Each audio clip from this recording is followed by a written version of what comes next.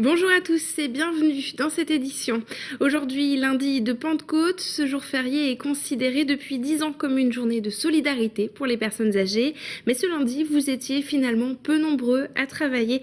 Alors cette journée est-elle efficace? Réponse dans un instant. Et puis dans cette édition, nous nous rendons à Pinard pour la 14e édition du Festival du Goéland Masqué, un événement entièrement consacré à la littérature policière. À la fin de ce journal, on revient sur le festival Art Rock dans les Côtes d'Armor, de la musique, mais pas seulement, c'est à découvrir dans un instant. Merci à tous de nous suivre et bienvenue, nous sommes le lundi 9 juin 2014. Peut-être faites-vous partie des salariés qui ont travaillé ce lundi. Eh bien, sachez que vous étiez peu nombreux. Dans ce cas, le lundi de Pentecôte, considéré depuis 2004 comme journée de solidarité, est encore très souvent chômé. Pourtant, les bénéfices sont là. Plus de 2 milliards de recettes par an. Le reportage de Frédéric Lorenzo.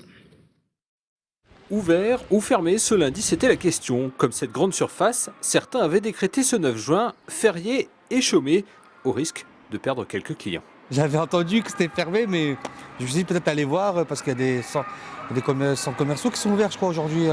Effectivement, d'autres profitaient d'une clientèle plutôt disponible. C'est un des rares jours où je ne travaille pas, moi, donc j'en profite. Un jour férié, oui. Pour moi et pour les enfants. Moi, on me décompte mon jour, donc c'est pas férié pour moi. Ce 9 juin 2014, la journée de solidarité pour les personnes âgées fêtait ses 10 ans. Alors beaucoup de portes étaient closes, mais les salariés contribuaient quand même à la solidarité. Je travaille, je suis libérale, donc j'ai mon cabinet, je travaille. On s'arrange toujours avec le patron pour travailler un autre jour à la place. Je suis artisan et j'ai mis tous mes employés au repos. Pourquoi? Parce que c'est une journée chômée et voilà, c'est valable pour tout le monde. Ce 9 juin, seul un salarié sur 5 en moyenne travaillait. Instaurée en 2004 par le gouvernement Raffarin après la canicule de 2003, la mesure a permis tout de même de récolter 23 milliards en une décennie. Alors, à l'heure des économies, l'idée de supprimer un jour férié supplémentaire circule. Je pense que si on veut assurer la dignité des personnes âgées et des personnes handicapées, il faut de l'argent. Ensuite, il faut qu'on regarde comment on trouve cet argent. Et si un autre jour férié devait être mobilisé, moi, ça ne me scandaliserait pas. Alors, férié, chômé ou pas, ce lundi, certains avaient de toute façon prévu leur programme.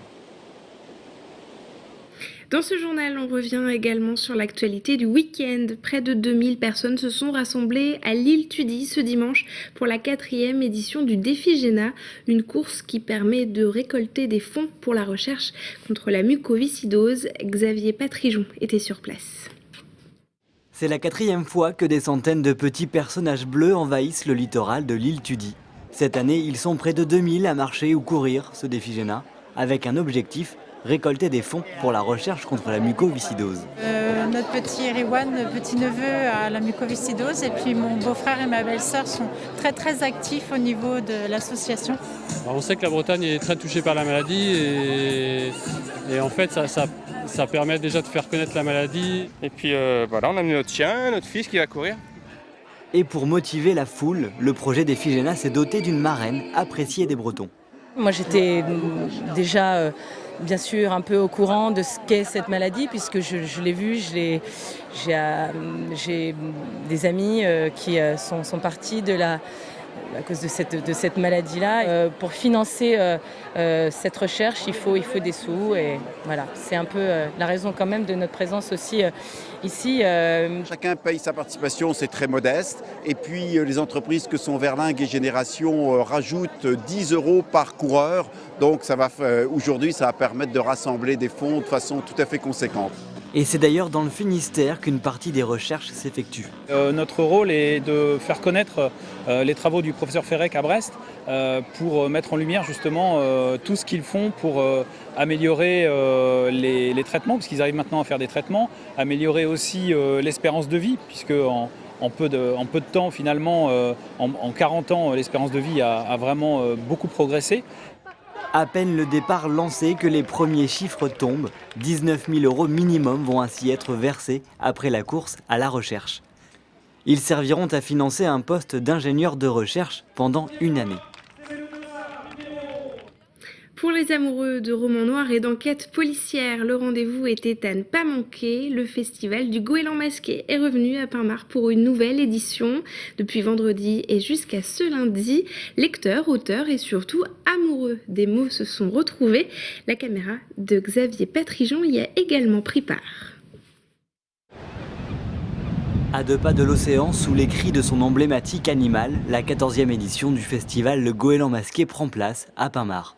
Près de 4000 visiteurs sont attendus pour échanger autour du roman policier. Et que ce soit avec les lecteurs ou tout simplement entre écrivains, c'est l'occasion de se rencontrer. 55 auteurs sont venus présenter leurs ouvrages et cette année, le festival a une nouvelle fois repoussé les frontières en invitant une douzaine d'auteurs européens. C'est la première fois que je viens ici, que je viens de ce coin de la France et de ce coin de la Bretagne. Ce salon devient une possibilité extraordinaire pour les écrivains de se connaître entre eux. Et quels que soient les auteurs invités ou les thèmes littéraires abordés, le festival souhaite avant tout placer l'échange au centre de l'événement. De ce qui était un salon, on en a fait un festival. C'est-à-dire que l'aspect commerçant n'est plus devenu le seul aspect.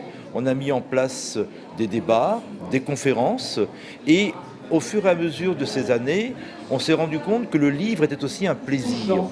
Et pour que le plaisir soit complet, quoi de mieux que de jouer autour des livres et des mots avec ce jeu littéraire masqué.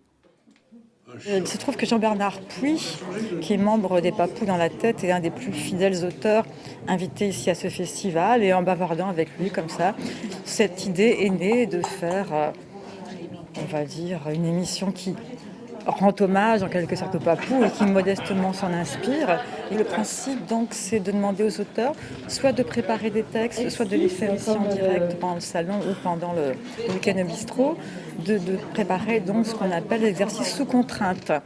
Un trait d'humour, des centaines de livres et surtout l'envie de lire, c'est ce que propage le Goéland masqué. Et on se demande toujours, mais d'où venaient les gens ?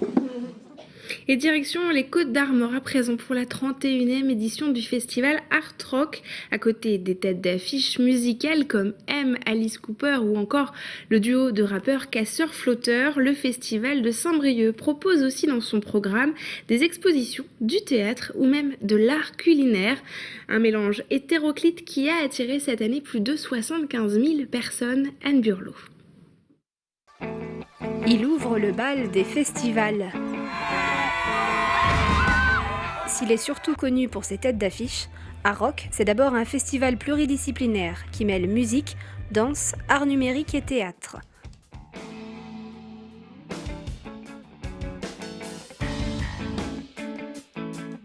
Cette année, la ligne artistique tournait autour du thème du robot.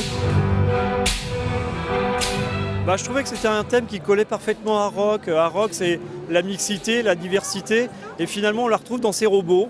Ça peut venir des robots, ça peut venir de la science-fiction, ça peut devenir des machines, ça peut devenir des objets manipulés par des artistes. C'est un thème fédérateur, c'est un thème pour les enfants, c'est un thème pour les artistes. Les robots, ça concerne tout le monde et puis c'est extrêmement nouveau toujours. Les automates ont assiégé la ville de Saint-Brieuc. Ils sont même allés jusqu'à monter sur scène. Devant un public en chair et en os. En revanche, en cuisine, aucune machine. Ici, les grands chefs et leurs équipes confectionnent des plats gastronomiques à partir de produits locaux. De la street food de luxe à prix cassé. Parmi les spécialités, un risotto aux crevettes, né d'une collaboration entre un chef étoilé et le musicien Gaëtan Roussel. C'est lui le cerveau, moi c'est les mains. Et donc on a fait ce plat, donc ce sont ses idées. C'est un passionné de cuisine. Comme quoi la gastronomie et la musique peuvent faire, on peut faire des choses magnifiques. Et visiblement, le plat fait l'unanimité. Délicat et savoureux, excellent. Raffiné et agréable en bouche. J'en remangerai bien d'autres. C'est fait avec Gaëtan Roussel, ça peut pas être mauvais. Le festivalier coutumier de la malbouffe, c'est presque devenu une légende urbaine grâce à Rock & Talk. Merci à tous de nous avoir suivis. Vous pouvez bien sûr revoir cette édition et nos programmes sur notre site www.tbotv.fr. On se retrouve demain pour un nouveau point sur l'actualité à 18h30. Excellente soirée sur TBO. Bye.